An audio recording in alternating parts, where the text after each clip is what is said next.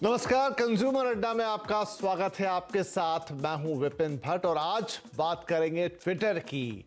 Elon Musk ने Twitter को खरीदने के बाद ये कहा था कि बर्ड इज फ्री नाउ। अब जो ये ट्विटर की जो चिड़िया है ये आज़ाद है, परिंदा जो है ये आज़ाद है। लेकिन अब वो खरीदने के बाद से लगातार जिस तरह की स्ट्रेटजीज अपना रहे हैं, जो चीज़ें वो कर रहे हैं, जो काम वो कर रहे हैं, उससे लग रहा है कि चिड़िया को आज़ाद किया गया है या फिर एक नया फंदा उसके लिए तैयार किया गया।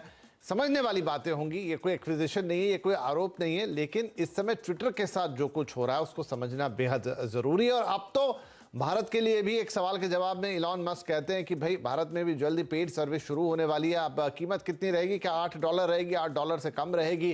क्या से $5 रह सकता है? क्योंकि उन्होंने प्राइस पैरिटी की बात कही थी।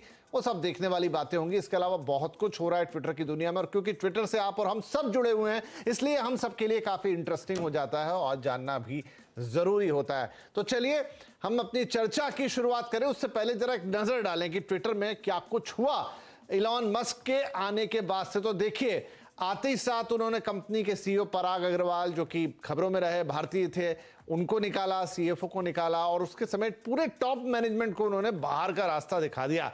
आधे से ज्यादा स्टाफ को भी उन्होंने कंपनी से इस वक्त चलता कर दिया है।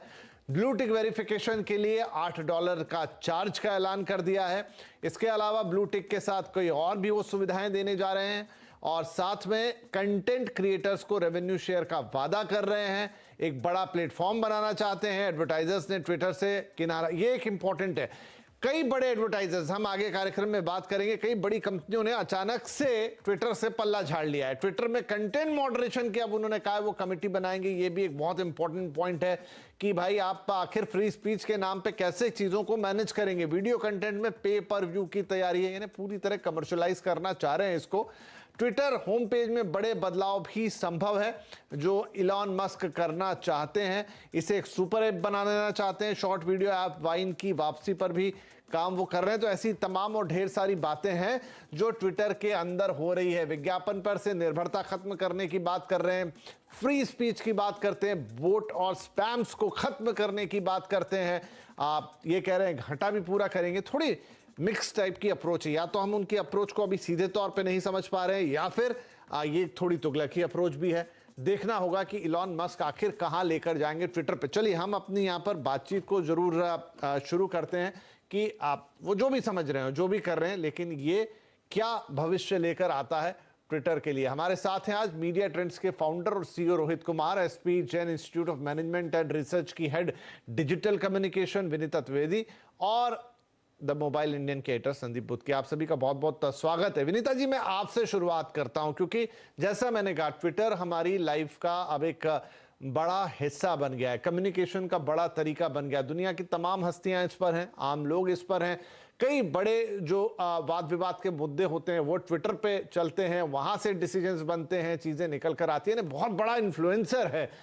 अब जब इलॉन मस्क ने इसको खरीदा है, जिस तरीके से खरीदा और जो सारी वो चीजें करना चाह रहे हैं, तो जो उन्होंने एक लाइन लिखी थी, the bird is free now, तो क्या वो बर्ड को सच में फ्री कर रहे हैं या उसके लिए अपने तरीके का एक फंदा तैयार कर रहे हैं?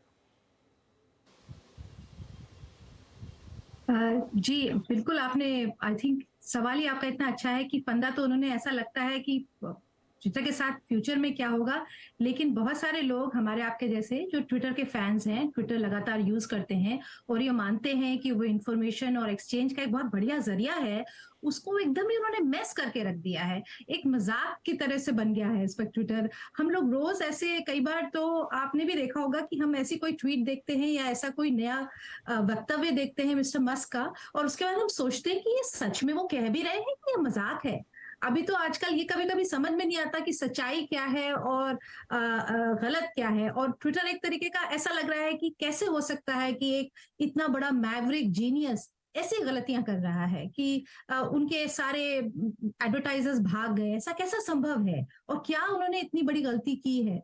और वो रोज उनके नए जो वक्तव्य आते हैं उनको सुनकर पढ़कर तो ये लगता है कि क्या उनके पास कोई टीम नहीं है जो स्ट्रेटेजिकली उनको ये बता रही है कि क्या कहना चाहिए, नहीं कहना चाहिए।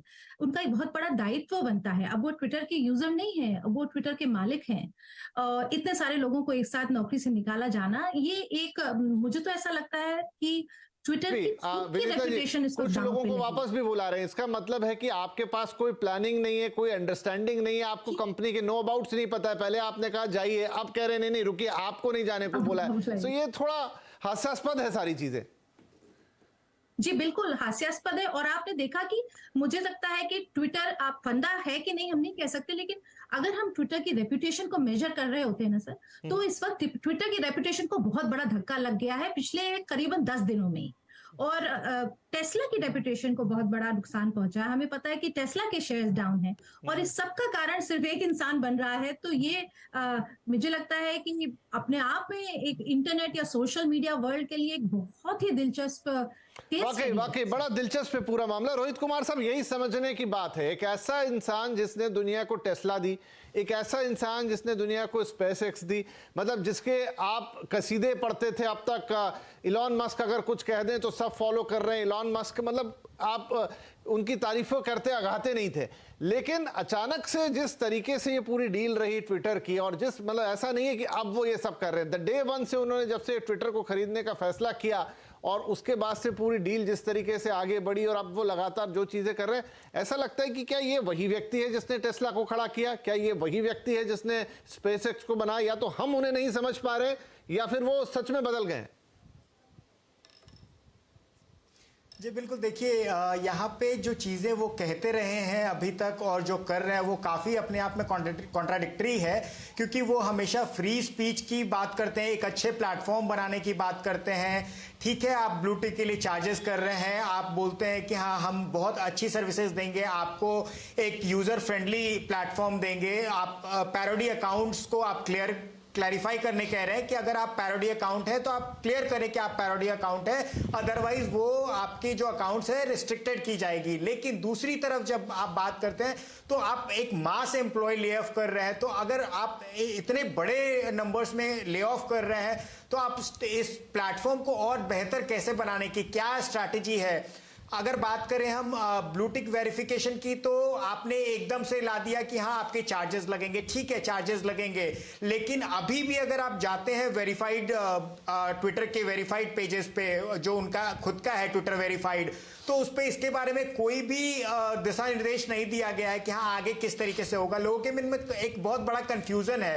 कंफ्यूजन ये है कि क्या ये जो लोग क्राइटेरिया जो होता था वो क्राइटेरिया एकदम खत्म कर दिया गया है, क्राइटेरिया वही रहेगा? ये लोगों के मन में सवाल हैं जिनको ट्विटर को या एलन मस्क को खुद को क्लियर करने की जरूरत है, जो कि अभी तक दिख नहीं रहा है। अभी आप देखेंगे तो उनके वेरीफाइड जो ट्विटर वेरीफाइड यूजर हैंडल है, जो लोगों को वेरीफाई करने का काम करती है, वहां पे भी देखेंगे तो अभी 2021 और 15 सितंबर इतने पुराने अपडेट्स वहां पे हैं, लेकिन नया कोई भी अपडेट वहां पे नहीं दिया गया, जिससे लोगों के मन में आशंका है। अगर बात करें हम मार्केटियर की, जो लोग इतने बड़े एडवर्टाइजिंग करते हैं ट्विटर पे, तो वो भी कहीं ना कहीं ये सारा जो सिचुएशन है उससे अपने आप को होल्ड कर रखा है और वो आगे के लिए देख रहे हैं कि हाँ आगे और क्या कदम उठाते हैं ये लोग, और उसके अकॉर्डिंग वो फिर आगे का अपना निर्णय लेंगे। तो as of now they are on hold, और समझने की जरूरत है अभी कि क्या करते हैं ये लोग। ठीक है।